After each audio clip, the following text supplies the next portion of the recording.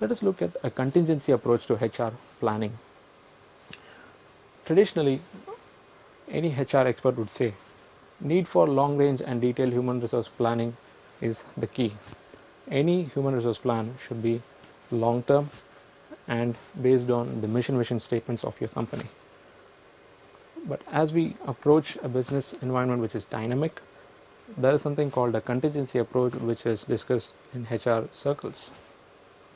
What contingency approach suggests is that there should be functional feasibility. Teams which are multi-skilled, which can be used across the organization within a limited time span to respond to the challenges and crises in business. So you need a contingency approach. Flexible structures and markets and vendor workers. You have an emerging class of workers called the vendor workers who offer their services on a contract basis. They finish the job and then they leave. So this calls for a contingency approach. How are you going to tackle this vendor source? How are you going to keep a tab on the quality of the work that is delivered? So this contingency approach of HRP, as a matter of fact, identifies the measures which needs to be handled for these vendor workers.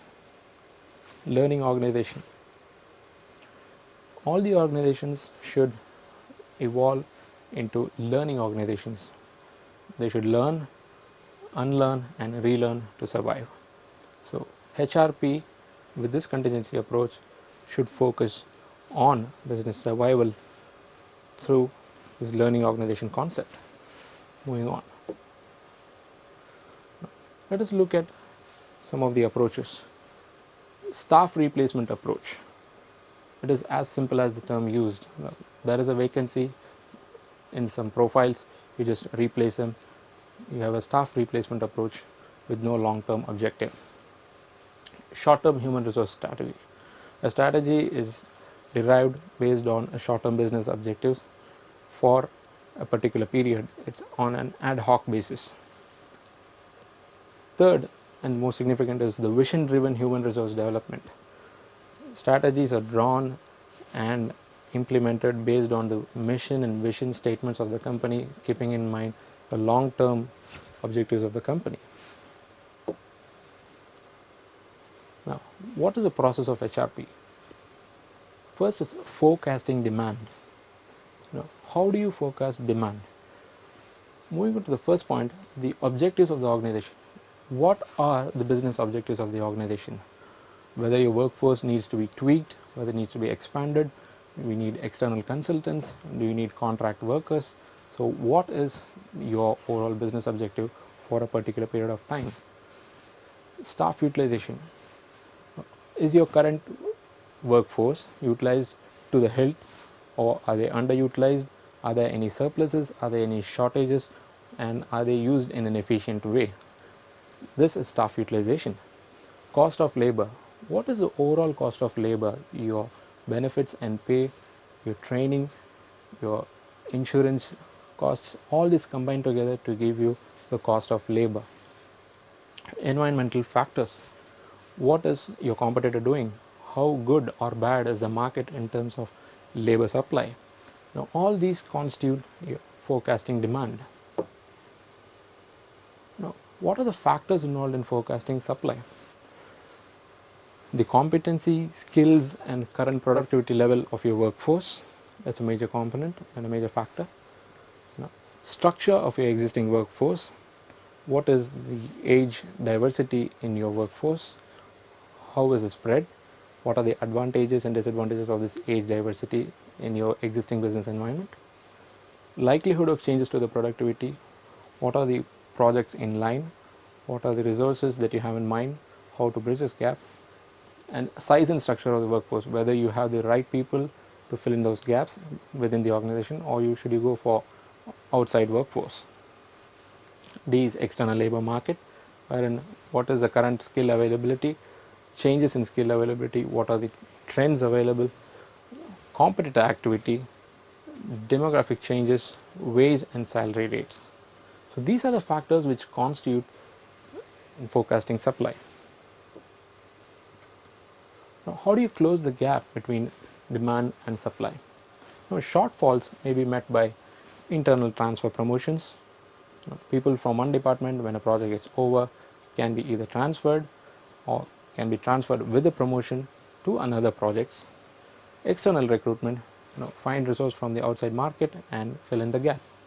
Extension of temporary contracts, people who are on contract roles, their contracts can be extended so to meet the current requirement. Reducing labor turnover, restricting your attrition rates by improving your retention rates is one way you can arrest the shortfalls. Use of freelance workers, this is a new breed which is offering services, specialist services, without any long-term objectives of career in an organization. So they are pursuing an individual career outside the organization with expertise and state-of-the-art technology. So you can use freelance workers to fill in the gap. Outsourcing is another way wherein companies are finding that they can save time and money by outsourcing activities to vendors, thereby minimizing the shortage. Flexible working methods, having flexi working hours just to cope up with the deficiency in supply of labor. New technology, using new technology to the help, to counter the lack of resource, using information communication technology to improve the productivity levels, thereby bringing down the requirement of manpower. Now, what happens if we have surplus? Let's say restricting or freezing recruitment. During the recession of 2008, what we found was that many of the companies had surplus labor and they did not have an understanding of the external environment, and they had surplus labor or surplus workforce. Now, how did they deal with it? They restricted or froze the recruitment, in which way the inflow was stopped. Redundancies, those people inside the organization who have found to be excessive than what is required for the current business objectives were sent out. Early retirement, giving people early retirement incentive schemes, though not a happy ending to a long and cherished career, as a business strategy, businesses are adopting this measure by giving early retirement incentives, thereby your surplus is taken care of. Short contracts and flexible hours, reducing the number of working hours and having contracts for a shorter duration, thereby meeting your surplus. Eliminating overtime, the need for overtime is cut down in a lean environment and surplus is met. Redeployment of staff, people in departments who are in excessive numbers or there is underutilization can be redeployed across different departments, so that where your exact requirement is can be met and there is a surplus can be brought down.